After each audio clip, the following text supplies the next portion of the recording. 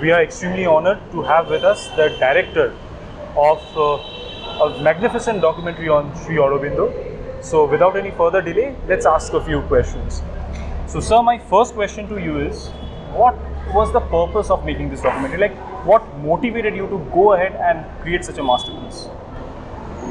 What motivated me? So, the answer is very simple. I wanted this generation to know about the sacrifices of our freedom fighters. Not very many people, your generation, know about Sri Aurobindo or his associates. They sacrifice their lives smilingly for your happiness today. And I think this generation doesn't read much of books. So therefore the audiovisual platform. Sir, my next question is, this documentary, depicts events of 1908, 1910, and even before that and after that. So what challenges did you face, like of gathering proofs or documents and, depicting them? So what challenges? Like, how did you research? Well, it took immense amount of research to do this documentary. I spent about a fortnight at the National Library, going through newspapers that are in tattered conditions today.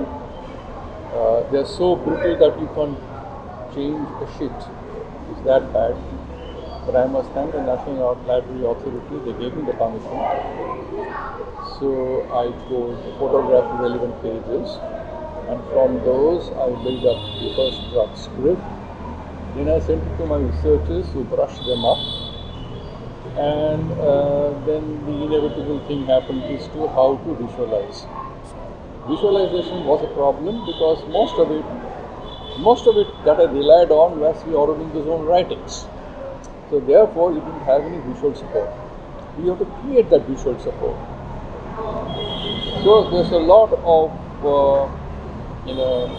virtual reality and animations involved in this. Also, the kind of permission we needed, even though we had the permission, we were not given access to.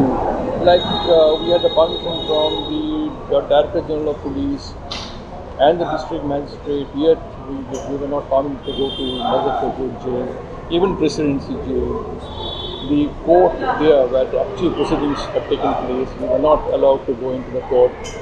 I could go and see the court and use just one shot from my mobile phone, which I used.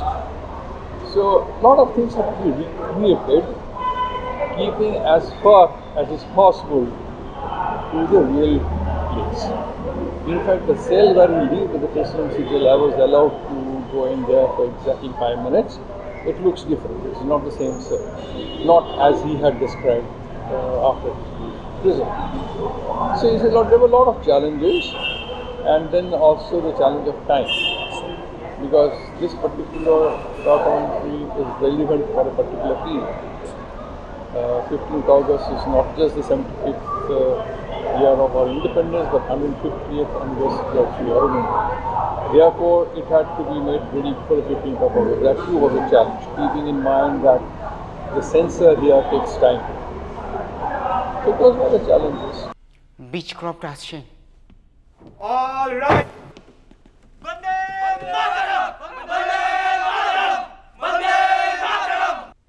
In the case of the Emperor versus Aurobindo Ghosh and Associates, the counsel for the prosecution, Mr. Yardley Norton, may now make his remarks. Your Honor, this case is as clear as crystal. I invite reference to exhibit number 295, otherwise known as the Sweets Letter.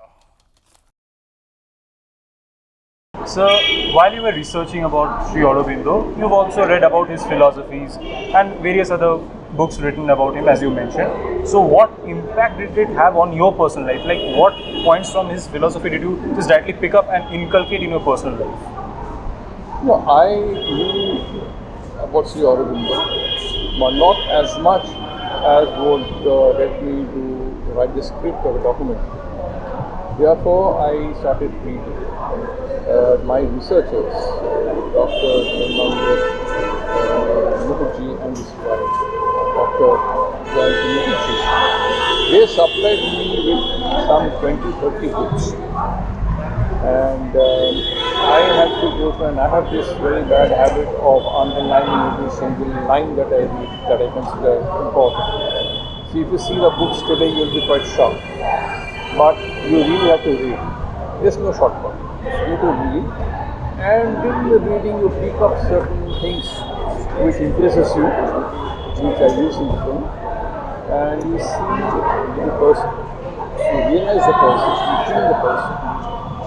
And you realize his sacrifice and realize the quality that induced many to sacrifice their lives.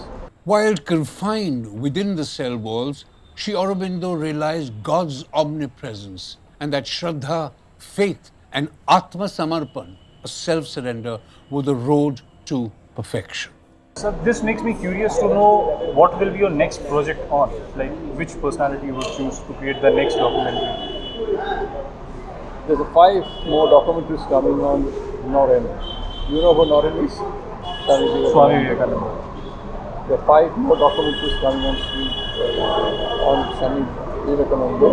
Something that not very many people know of. And the format is very, very different. We have not seen that kind of format. It's all virtual training. Sir, and last question, what was your overall experience like creating the documentary, visiting us and everything? Well, visiting you is always a pleasure because, I would like to interact with the youngsters. Because these youngsters, you are our future. So we are past tense. You see, you are the future. And living in the present. Now, question is, if you guys don't know about the past, you will keep on making the same mistakes. Therefore, it is very, very necessary for you to know the past so that you don't create the same faults and you don't make the same mistakes, and you can stride ahead. Thank you so much, sir. I'm eagerly waiting to see your new format documentaries, and thank you so much for being here, sir. The time has now arrived for our motherland, where nothing is dearer than her service. If you will study, study for her sake. Train yourselves, body and mind and soul, for her service. You will earn your living so that you may live for her sake. You will go abroad to foreign lands that you may do service to her. Work that she may prosper, suffer that she may rejoice. All is contained in that one single advice.